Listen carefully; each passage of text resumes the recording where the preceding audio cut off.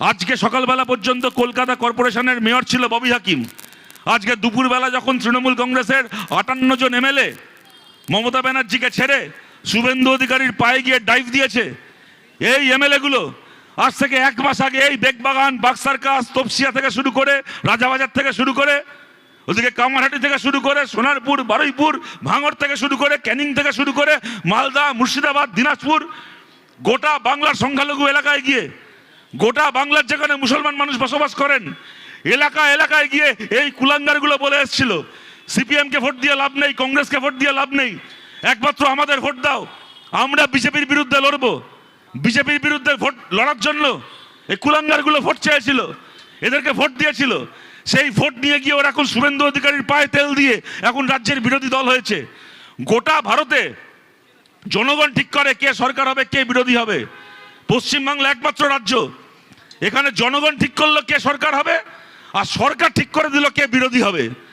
সরকারের ঠিক করে দেওয়া বিরোধীরা আজকে কি ওখানে প্রেস কনফারেন্স করছে। এর আগে বলতেন সিপিএম তোমাদের কটা এমএলএ আছে, তোমাদের তো কোনো এমএলএ নেই। যখন এর আগের বার 2021-এ যখন আমরা কোনো বিধানসভায় জিততে পারিনি, বলতেন সিপিএম তোমাদের কটা এমএলএ আছে বলো, তোমাদের কটা এমএলএ আছে বলো।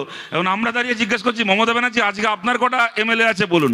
আপনার বাড়িতে রোল কল করলেও খুঁজে পাওয়া যাচ্ছে না আপনার বাড়ি, আপনার টিকিটে যেটা কোন এমএলএটা আপনার সঙ্গে আছে আর কোন এমএলএটা আপনার সঙ্গে নেই।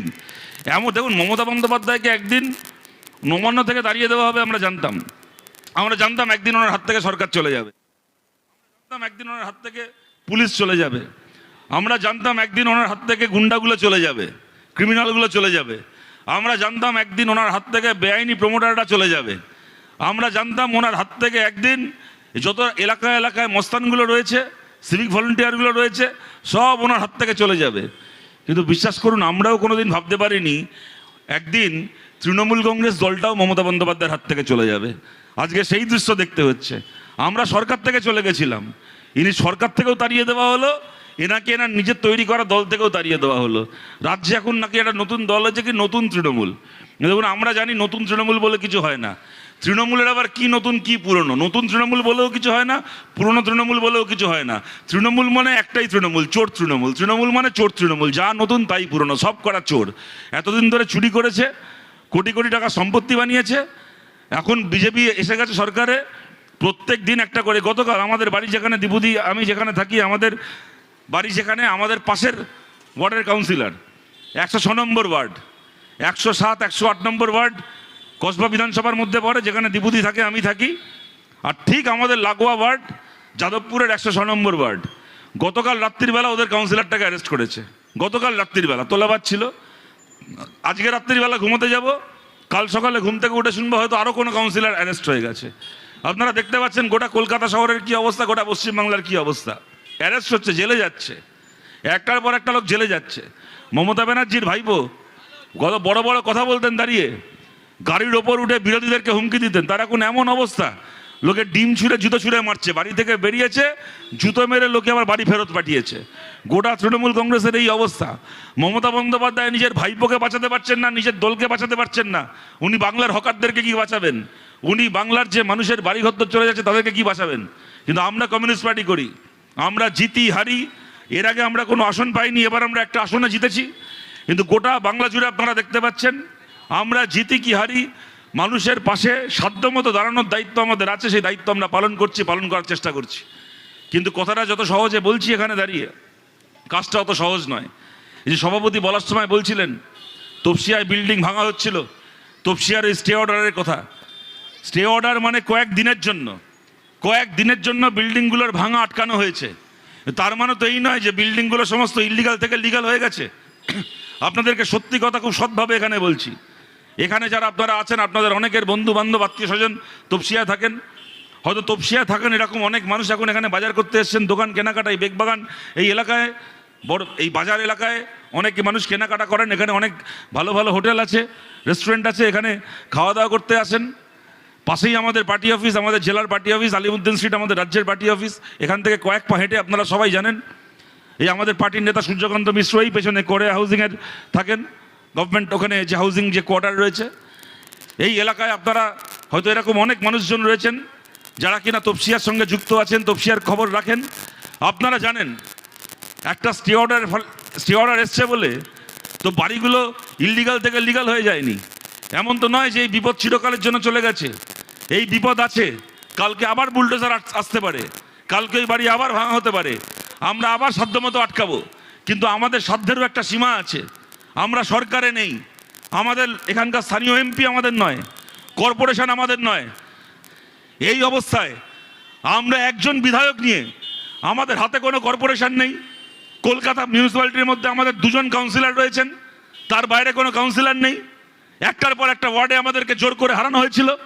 আমরা সেই সময়ও বলেছিলাম, সিপিআইএমকে শূন্য করছেন, সিপিআইএমকে খালি করছেন। আজ বাদে কাল যখন মানুষের সামনে বিপদ আসবে, সবার আগে এই তৃণমূলের চোরগুলো পালাবে। আর লড়াই করার জন্য কোনো সিপিএমের বিধায়ক থাকছে না, সিপিএমের কাউন্সিলর থাকছে না। আজকে এই অবস্থায় এসে আমরা দাঁড়িয়ে আছি। আমাদের কর্মীদের জোরে, আমাদের কর্মীদের সঙ্গে নিয়ে উকিলরা আছেন, তাদের জন্য, তাদেরকে সঙ্গে নিয়ে আদালতে আমরা লড়াই করছি। কিন্তু বলুন, এই অসম লড়াই আমরা কতদিন অবধি লড়তে পারি? কতদিন অবধি এইভাবে একটা সরকারকে আমরা ঠেকিয়ে রাখতে পারি? কেন্দ্রে ওদের সরকার, রাজ্যে ওদের সরকার, সমস্ত মিডিয়া ওদের হয়ে দালালি করছে, আপনারা সব দেখতে পাচ্ছেন। এই অসম ক্ষমতা নিয়ে কতদিন ওদেরকে ঠেকিয়ে রাখবো? যদি রাজ্যের যারা বিরোধী হওয়ার দায়িত্ব পেয়েছে তারা সবাই যদি ওদের পায়ে গিয়ে সারেন্ডার করে। তাই আমি বলছি, এর ফলে কি হবে আমরা জানি না, কিন্তু আমাদের শেষ চেষ্টা হিসেবে যে মানুষ যারা ভোট দিয়েছিলেন তৃণমূলের নেতাগুলোকে, জিতিয়েছিলেন এই সন্দীপন সাহা, স্বর্ণকমল সাহার ছেলেকে, এই জাভেদ খানকে যারা জিতিয়েছিলেন, যারা এখন গিয়ে শুভেন্দু অধিকারীর সঙ্গে সেটিং করেছে, মমতা ব্যানার্জিকে ছেড়ে রেখে এখন নতুন গোষ্ঠী বানিয়ে বিধানসভায় সরকারের সঙ্গে অ্যাডজাস্ট করেছে, যে মানুষগুলো এদেরকে জিতিয়েছিলেন সেই মানুষগুলোর কাছে আমরা আবেদন করছি, এই জেতা এমএলএগুলো বিক্রি হয়ে থাকতে পারে, জেতা কাউন্সিলরগুলো বিক্রি হয়ে থাকতে পারে, কিন্তু এদেরকে ভোট দেওয়া সাধারণ মানুষ বিজেপির কাছে বিক্রি হয়নি। তৃণমূলের নেতাগুলো চোর, কিন্তু তৃণমূলকে ভোট দেওয়া সাধারণ মানুষেরা চোর নয়। আপনাদের সবার কাছে আমরা আবেদন করছি, আপনারা পারলে এই লড়াই আমাদের পাশে এসে দাঁড়ান। তাতেও রাতারাতি আমাদের বিধায়ক তৈরি হয়ে যাবে না। 5 বছর পরে আবার বিধানসভার ভোট হবে, কলকাতা কর্পোরেশনের ভোট হতে এখনো 6-7 মাস দেরি আছে। রাতারাতি আমাদের কাউন্সিলর তৈরি হয়ে যাবে না, কর্পোরেশনের বোর্ড আমাদের হয়ে যাবে না, রাতারাতি আমাদের এমপি হয়ে যাবে না। 3 বছর এখনো দেরি আছে লোকসভার ভোট হতে।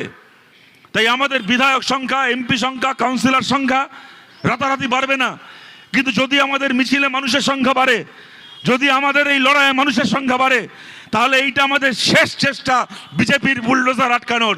যদি আমাদের মিছিলে মানুষের সংখ্যা না বাড়ে, তাহলে এখানে দাঁড়িয়ে বলছি, কোনো মিথ্যা আস্ফালন করে লাভ নেই।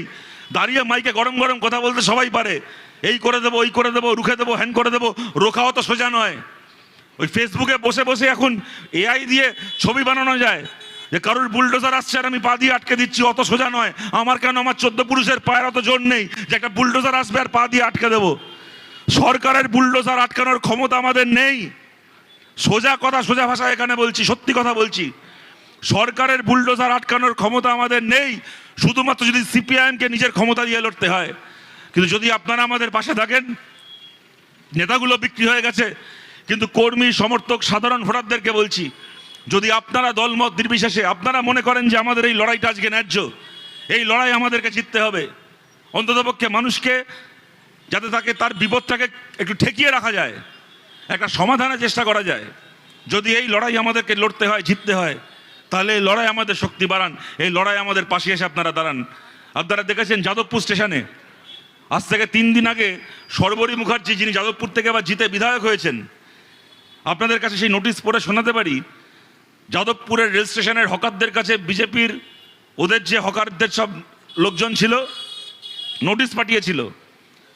সর্বরী মুখার্জির পক্ষ থেকে আপনাদেরকে জানানো হচ্ছে, কালকে সকালবেলা এতটার সময় যাদবপুরের প্ল্যাটফর্মে আমাদের বিধায়িকা আসবেন, আপনাদের সঙ্গে মিটিং করবেন, করে এই হকার উচ্ছেদের যে সমস্যা হচ্ছে, এই হকার উচ্ছেদের সমস্যাটাকে নিয়ে উনি দেখবেন, রেলকে বলে যাতে হকার উচ্ছেদটাকে আটকানো যায়। তার জন্য আমাদের ওপর আস্থা রাখুন, বিজেপির ওপর আস্থা রাখুন, আমরা ব্যবস্থা করছি। আমি নোটিশটা বার করলাম পকেট থেকে। কি রাজা মানস ভট্টাচার্য, মিডিয়া ইনচার্জ, যাদবপুর সাংগঠনিক জেলা, এই নামে কোনো ভদ্রলোক ওই নোটিশ করে সমস্ত হকারকে পাঠিয়েছিলেন গত রোববার দিন রাত্রির বেলা। সোমবার দিন সকালবেলা সর্বরী মুখার্জি নাকি ওখানে হকারদের সঙ্গে মিটিং করবেন, করে ডিআরএম শিয়ালদার সঙ্গে কথা বলবেন, রেলের যিনি ডিআরএম তার সঙ্গে কথা বলে যাদবপুরে হকার উচ্ছেদ আটকাবেন, মানে দেখবেন যাতে হকার উচ্ছেদ না হয়, ভালো কথা। বিজেপির বিধায়ক আজকে বিজেপি সরকারে আছে, স্বাভাবিকভাবে সাধারণ হকাররা তাদের এখন ডুবতে বসেছেন, হাতে একটা খড়কুটো পেলেও আঁকড়ে ধরে বাঁচার চেষ্টা করবেন। তারা পরের দিন এসছেন, সর্বরী মুখার্জি গেছেন, মিটিং করেছেন, সেখান থেকে শিয়ালদার ডিআরএমের সাথে হকারদের সামনে নাকি, যা শুনলাম ওখান থেকে ঠিক ভুল জানি না, তবে মিডিয়াতেও দেখালো নাকি তিনি কথা বলেছেন যেন আপাতত হকার উচ্ছেদ না হয়। সোমবার সকালবেলা, মানে রোববার এই নোটিশটা ওরা দিয়েছিল, সোমবার সকালবেলা সে মিটিং হয়েছে, সব হয়ে গেল গতকাল মঙ্গলবার। তার আগের দিন সকালবেলা মিটিং করে গেছে, কালকে রাত্রিবেলা যাদবপুরে বুলডোজার চলে এলো ভাঙতে। আর তখন সর্বরী মুখার্জিকে খুঁজে পাওয়া যাচ্ছে না। তখন এই কে রাজা মানুষ ভট্টাচ বলে কে আছে, যে নাকি এই হকার সমস্যা মেটাবে বলে মেসেজ করে করে হকারদেরকে ডেকে মিটিং করিয়েছে, তাদের আর টিকিট ডগা খুঁজে পাওয়া যাচ্ছে না। তখন ওখানে আমাদের পার্টির নেতারা, ওখানে সৃজন, সুদীপ সেনগুপ্ত, মধুসন্ধ্যা দেব, আমাদের কাউন্সিলর থেকে শুরু করে মানুষ ঘোষ, যিনি সিপিআইএম এর লিবারেশনের এবার প্রার্থী ছিলেন আমাদের রাসবিহারী বিধানসভা কেন্দ্রে, তারা মিলে, তার সঙ্গে আমাদের শয়ে দীপশিদা, ওর টালিগঞ্জে মিটিং ছিল, সেখান থেকে খবর পেয়ে রাত্রিবেলা ছুটে গেছে। যাদবপুর বিশ্ববিদ্যালয়ের আমাদের এসএফআই করা ছেলেমেয়েরা, বিভিন্ন নকশালবন্দি সংগঠন করা ছেলেমেয়েরা, তারা সবাই মিলে যাদবপুর স্টেশনে গিয়ে কালকে রাত্রিবেলা ভিড় করে দাঁড়িয়েছে। 1000-1200-র উপর মানুষ যাদবপুর স্টেশনে গিয়ে হকারদের পাশে দাঁড়িয়েছে। শামীম আহমেদ, আমাদের পার্টির আইনজীবী সেলের নেতা, তিনি গেছেন, সৃজন ওখান থেকে ডিআরএমকে ফোন করেছে, রেলের কথা বলে কালকে রাত্রিবেলার মতো করে ওই উচ্ছেদকে ঠেকিয়ে সেই বুলডোজারকে ফেরত পাঠানো হয়েছে। তাই আপনাদের কাছে বলছি, যেখানে উচ্ছেদ হবে, যেখানে এরা উচ্ছেদ করার চেষ্টা করবে, এরকমভাবে এই হাজারে হাজারে মানুষের জমায়েত নিয়ে কোনো বেআইনি কাজ নয়, কোনো পাথর ছোড়াছুরি নয়, কোনো বাজে হুমকি দেওয়া নয়, কোনো কিচ্ছু নয়, কোনো উস্কানি নয়। 1000 রকমের চেষ্টা হবে উস্কানি দেওয়ার জন্য। এই তপসিয়াতেও দেখছি বিজেপির লোকজন, আর এতদিন একটা বিজেপি ছিল, এখন তো দুটো বিজেপি হয়ে গেছে, একটা শুভেন্দু অধিকারীর বিজেপি, একটা জাভেদ খানের বিজেপি। বিজেপির লোকজন নানা রকমভাবে উস্কানি দিয়ে যাতে একটা পাথরছোড়া হয়, যাতে একটা অশান্তির পরিবেশ তৈরি করা হয়, এইগুলো তৈরি করার একটা উস্কানি দিয়ে, যাতে কিনা ওই একটা উস্কানি হবে, একটা দাঙ্গা হাঙ্গামা হবে, তারপর সেটাকে নিয়ে দুদিন পর ওটাকে হিন্দু মুসলমান করবে, করে বলবে দেখো মুসলমান এলাকায় সরকার আইনের কাজ করতে গেলে ওখানে পাথর মারা হয়, ওখানে এই করা হয়, সেই করা হয়। এখন কলকাতাটাও কাশ্মীর হয়ে গেছে, কলকাতাটাও কার্গিল হয়ে গেছে, সব টুকরে টুকরে গ্যাং এসে গেছে। বিজেপির যা রাজনীতি, এই সমস্ত বলে একেবারে র্যাফ নামিয়ে, মিলিটারি নামিয়ে সব খালি করে দেবে।